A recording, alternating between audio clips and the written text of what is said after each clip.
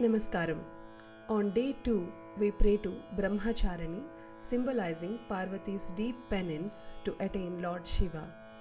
Ma Brahmacharani governs the Swadhisthana Chakra, symbolizing spiritual growth, abstinence, and intense devotion. Om Devi Brahmacharinyai Namaha. Vande Meenakshi Tvam Sarasijavaktre Parne Durge Natasurabrunde Sakte Guru Guhapalini Jalaruha Charane. Vande Meenakshi Tvam Sarasijavaktre Parne Durge Natasurabrunde Sakte Guru Guhapalini Jalaruha Charane.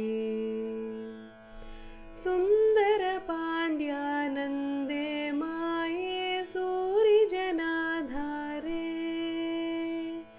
Sundara Raja Sahodari Gauri Shubhakari Satatamaham. Sundara Pandyanande Maye Suri Janadhare.